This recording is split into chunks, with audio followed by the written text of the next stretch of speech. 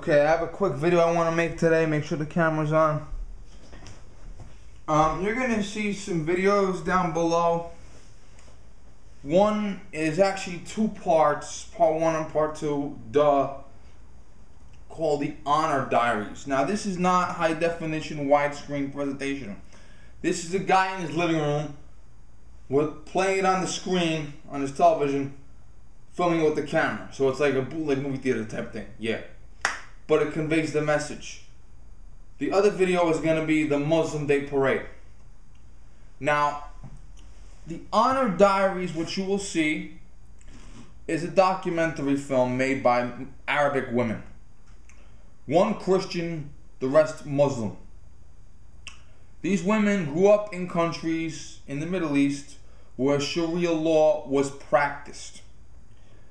And let's explain Sharia law. When a woman under Sharia law is born, she is the property of her father.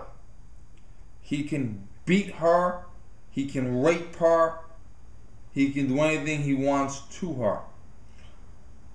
When she's born, before she leaves the diaper, she has her clitoris cut out.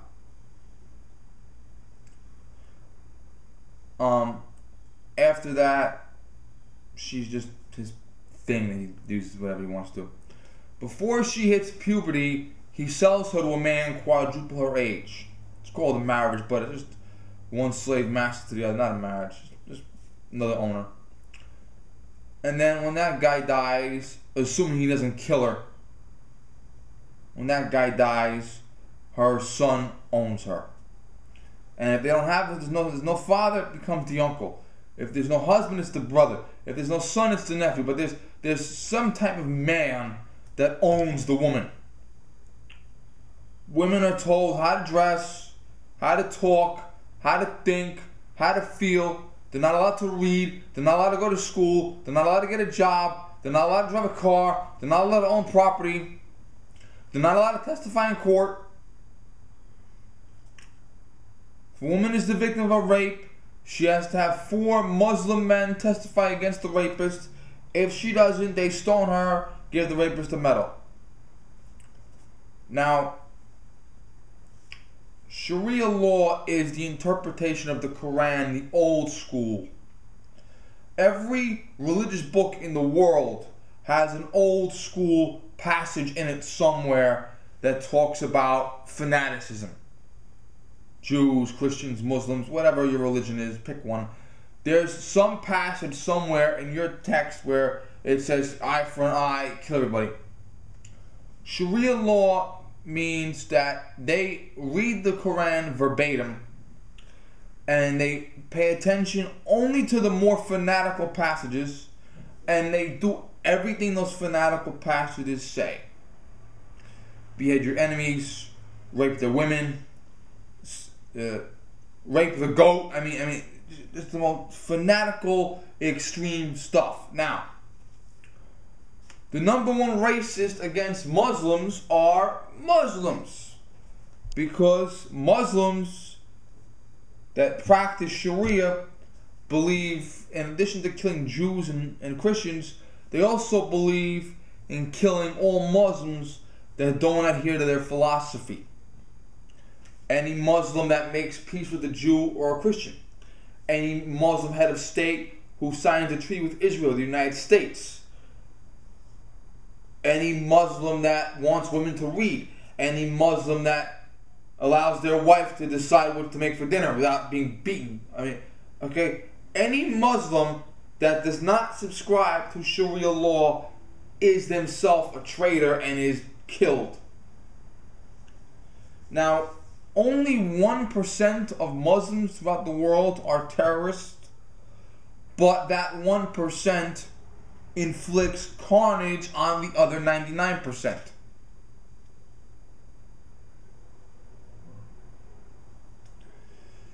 They also believe in sex with little boys. They believe in carnage.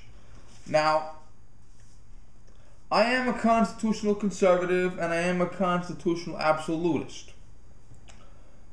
So I will always protect your right to speak even if you disagree with me. However, I will not protect your right to threaten someone because you don't have one. The Supreme Court said you have no right to threaten someone. There are laws against hate, against violent speech. There are laws against terroristic threats. There are laws against fighting words, and there are laws against words that encourage civil unrest. Okay? Now, in New York City under Bloomberg, they attempted to make it illegal to have a soda in a container larger than 16 ounces. And you would be caught not by a police officer, but by an oath breaker and fined $200 for drinking out of a large capacity drinking device. To put that into perspective, drinking a large capacity soda is worse than running a red light.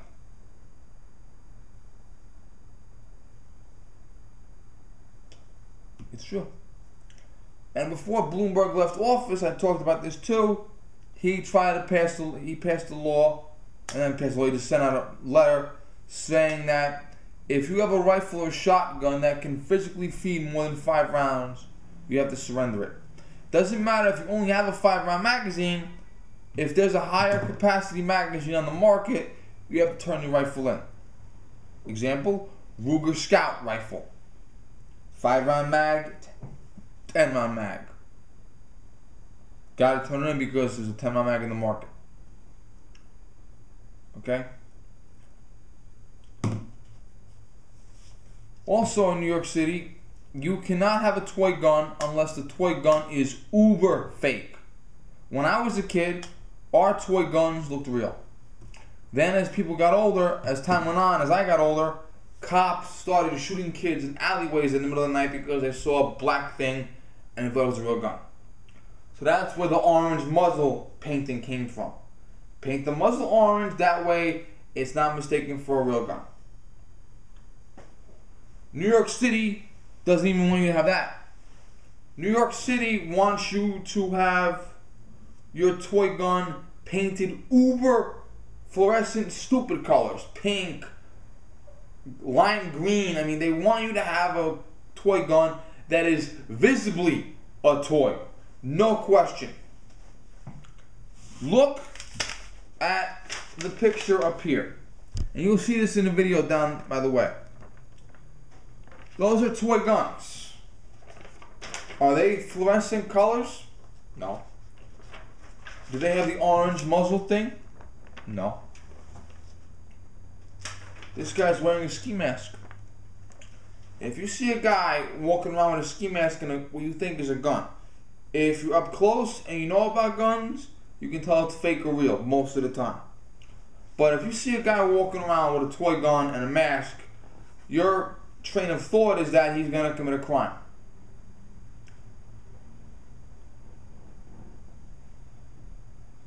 And he might be trying to murder somebody. Even if it is a toy gun, he might use the toy gun with a ski mask to bluff someone and do a robbery.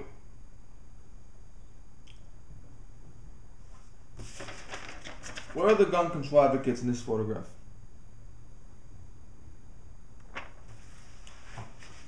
Do you know how people say they're deathly afraid of you because you have a concealed carry license? They're deathly afraid of you because you have a black shotgun in your closet. They're deathly afraid of you because you go out once a month to a range, you take a rifle, put it in a bag, zip it up, put it in the trunk of your car, and drive it to a range and shoot it at a target. And people say they're deathly afraid of you, and you shouldn't have a right to own a weapon that they think is scary looking. Where are they? Where is Shannon Watts in this photograph?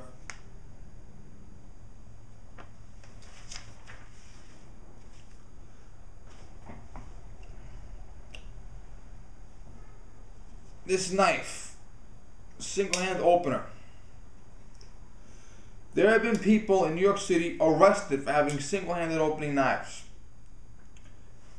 And the city's being sued by an organization called Knife Rights over it. True.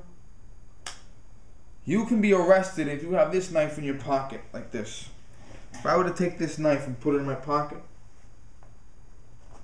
see that? If I were to do that in New York City, I could be arrested. Just for that.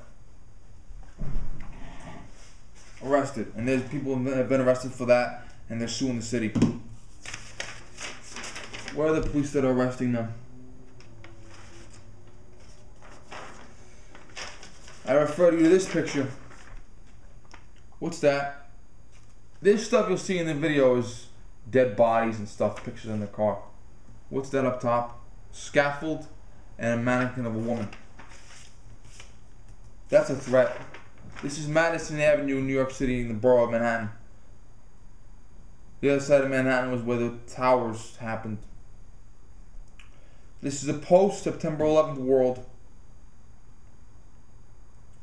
And in a post-September 11th world, in the very borough where the main focal point of September 11th was, this is going on. This is not about free speech. This is about terrorism. Okay?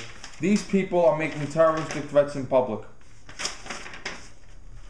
And I want to know, all these hypocrites that talk about gun control saves lives, all these hypocrites that think it should be a felony for you to have a firearm in your home if they think it looks scary. For them to say you shouldn't carry a firearm in public ever, concealed, open. You should never have a firearm in public. It's not needed. Where are they? Where's Bill de Blasio? Where's Michael Bloomberg? Where's Andrew Cuomo? Where's Andrew Cuomo in this picture? Andrew Cuomo always goes to New York City to hang out with. Andrew Cuomo is always in New York City. He's going to every parade. Okay? Where is he? Why is he in this parade? This is a threat. This is a threat against women. This is a threat against the way of life. These are the 1%. These are the 1% that hang women. These are the 1% that behead children. These are the 1% that mutilate genitals.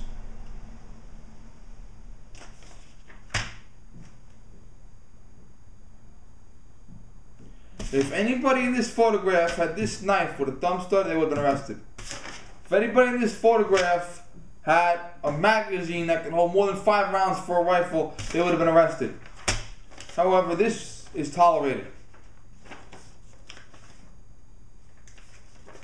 I want to know where all of the hypocrites are. All those scumbags that talk about how Republicans hate women,